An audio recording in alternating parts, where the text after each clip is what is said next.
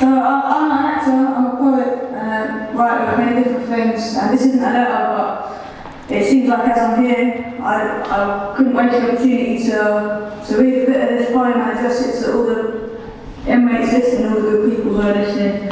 So it's not a letter, but I address it to you. It's an extract from my song, please, so just do a few minutes, don't worry. And it's called Brand New Entrance. In the old days, the myths were the stories we used to explain ourselves. But how can we explain the way we hate ourselves, the things we've made ourselves into, the way we break ourselves into, the way we overcomplicate ourselves? But we are still mythical. We are still permanently trapped somewhere between the heroic and the pitiful. We are still godly. That's what's made us so monstrous. But it feels like we've forgotten that we are much more than the sum of the things that belong to us. The empty skies rise over the benches where the old men sit, and they are desolate and friendless, and the young men spit, and inside they are delicate, but outside they are reckless, and I reckon these are our heroes. These are our legends. The face on the street you walk past without looking at. The face on the street that walks past you without looking back. The man in the supermarket trying to keep his kids out of his trolley. The woman by the park bench struggling with her body. Every single person has a purpose in them burning. Look again. Allow yourself to see them. Millions of characters, each with their own epic narrative, singing it's hard to be an angel until you've been a demon. The sky is so perfect it looks like a painting, but the air is so thick that we feel like we're fainting. Still, the myths in these cities have always said the same thing, about how all we really need is a place to belong, and how all we really want is to know what's right from what's wrong, and how we all need to struggle to find out for ourselves which side we are on. We all need to love and be loved and keep going. There may be no monsters to kill, no dragon's teeth left for the sowing, but what there is the flowing of rain down the gutters. What there is the muttering nutters.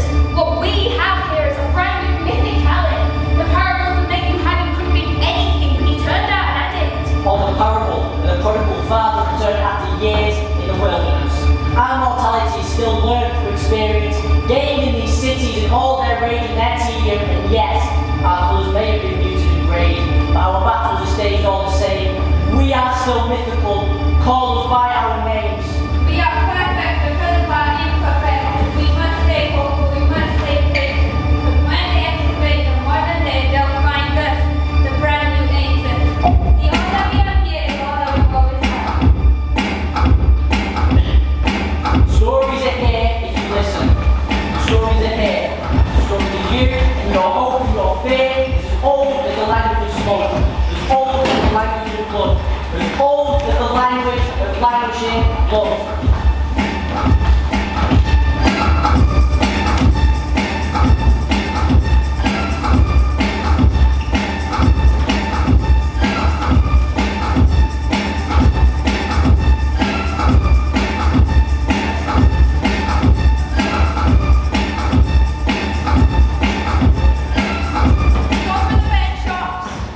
The gods in the cab, the gods smoking fags out the back, the gods in the office blocks,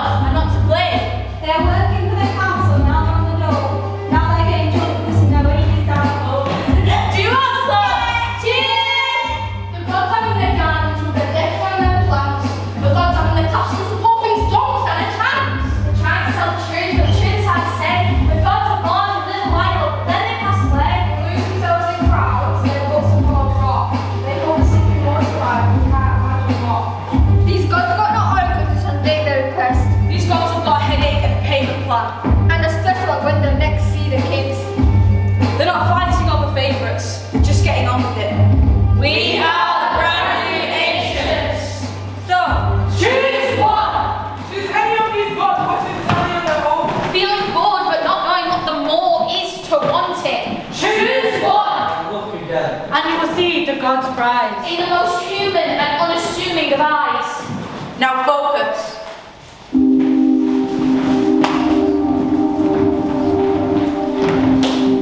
Now, Clive's 12. A little bother. Always causing a bother. First, he nicks dinner money, then a bite, and then a kitchen knife and holds up to the corner shop for sweets. Tough nut. Never got enough love. Came from home where mum and dad could speak, they'd be arguing. That's when he learned. When you said something, you said it with violence. So now, let's take it all against the wall. Feeling bored and angry. Then this kid comes along and talks happily. He nods at Clive. Clive stares back and says, What? he then says to Clive, Let me answer. I noticed. No. after that, tapping the ball off him. And they spent a couple hours like that. Terry's now shouted him that it's dinner time. Terry says to Clive, I got one inside, but you can come to mine if you're hungry. Clive looks at him like he's from another country. He then picks up his ball and says, Alright, cool. that's it. Terry was Clive's first roommate. He cared about him, but he never told it to his face. So one day they're around at Terry's, watching X-Men on the telly. Terry says to Clive, Mate, if you could be anything in this world when you grow up, what would you be? I don't want to be nothing. Says Clive, staring at the TV. Me? Says Says Terry. I really want to be a fireman. Clive ignores him, but Terry keeps talking. I want to rescue people's lives and that, and save ladies from burning buildings while children cheer at the bottom. What do you think? Clive takes a lighter from his pocket, fiddles with the flint, screws up some paper, and throws it in the bin. Terry keeps talking, doesn't know his own name. Sliding down that hole every time the bell goes. Be wicked, wouldn't it? Clive lights the paper, gets the bin burning. When he sees it's blazing, he puts it underneath the curtain. Suddenly, Terry sees the fire, says, What are you doing? Clive then stands up, looks him in the eye and says, Go on then, pull that out! and then he runs to the door and shuts it behind him. Terry stands there silent.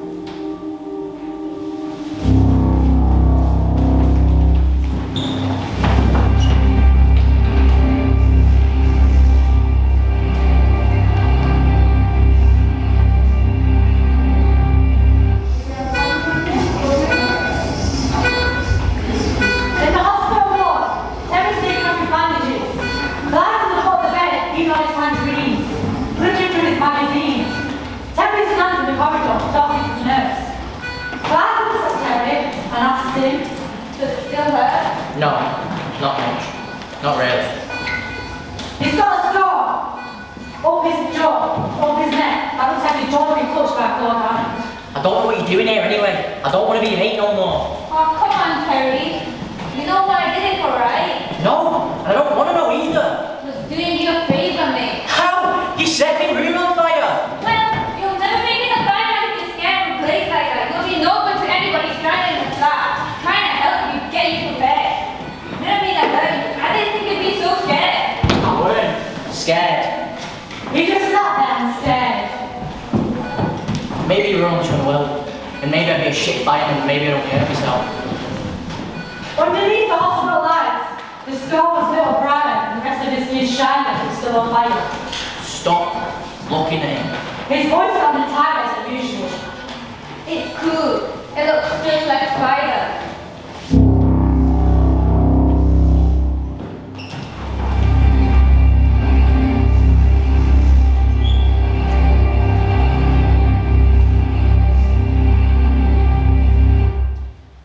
So they became the bad guys.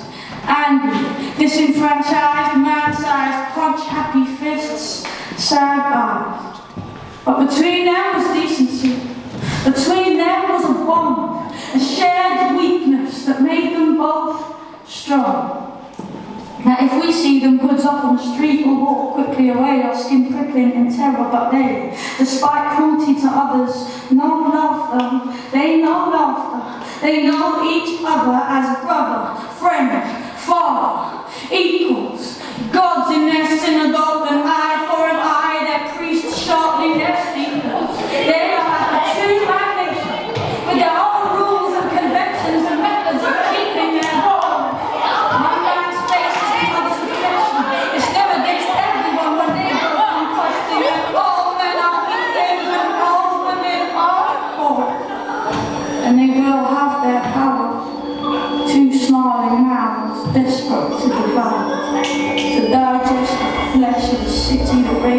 soul sound, with a hunger for vengeance that never sleeps but endures, a hunger satisfied every night but every morning restored. In the old days they might have been warriors, swords singing the names of all the throats they had opened, but in these times they are out on the high street smoking, with nothing to fight for but fighting itself, saying to me, Spider, fuck everyone else.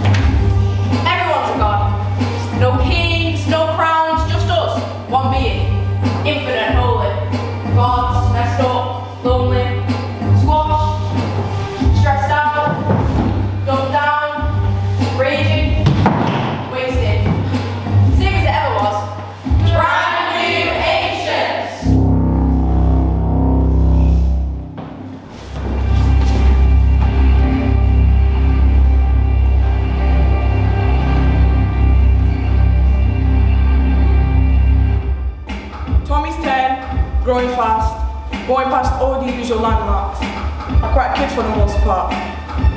But when his hands start,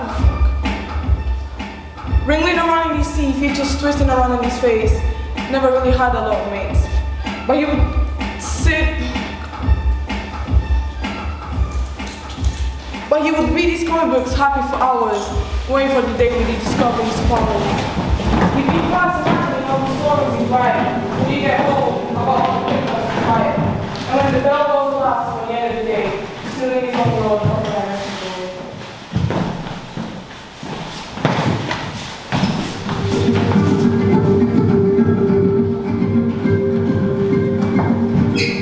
Gloria ran away from home when she was 17. He was supposed to be the man of her dreams.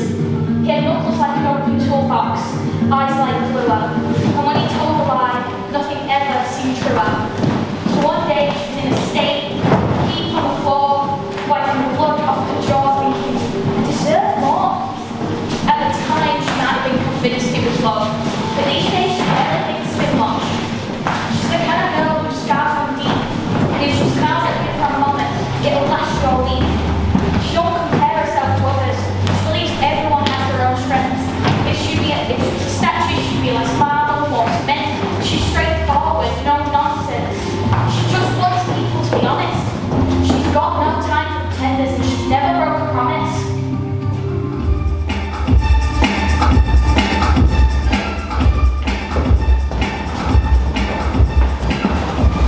Now Tommy's 19 and he's walking around in a daydream, trying to work out what to do with his life. He's a passionate painter, he draws over the night, but he gives it to himself, doesn't show nobody else. He writes stories, comic book style, makes drawings. He's always a young man whose life might seem boring on the surface. By day he works in a factory cracking dog food, but by night he's a rebel with the devil to fight. These days Tommy's old man doesn't seem to like him very much. Tommy's parents never seem to touch. Tommy can't bear the silence at home. He kisses his mother on the cheek and he said it's time to be grown. He gets up in the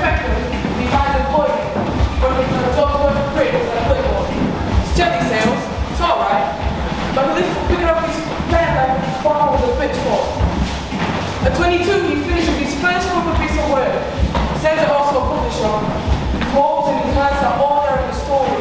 He hopes it will work, but the week's stuck up and the postman gets his hands outside and he says, "Nothing today, babe." Tommy sighs deep. He goes back to bed again, with the tired eyes and a great face. He can't work out with his life stuff.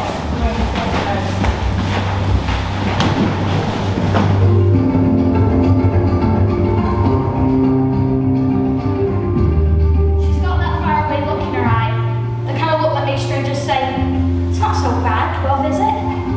Less flesh, more spirit, less chemistry, more physics. Her name's Gloria. She works behind the bar, pulling pints for the locals down the Albert in Victoria.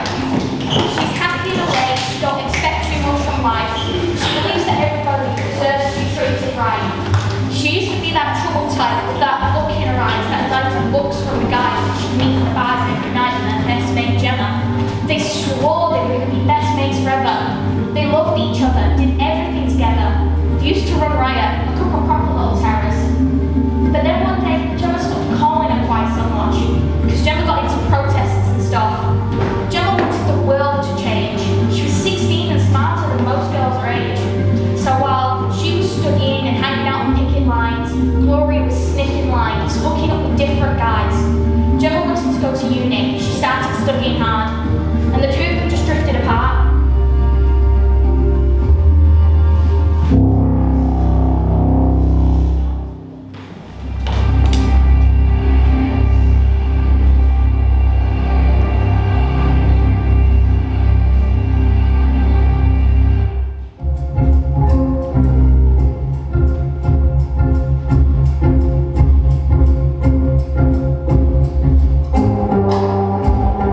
Gods are waking up now, reaching out to their partners in the dawn.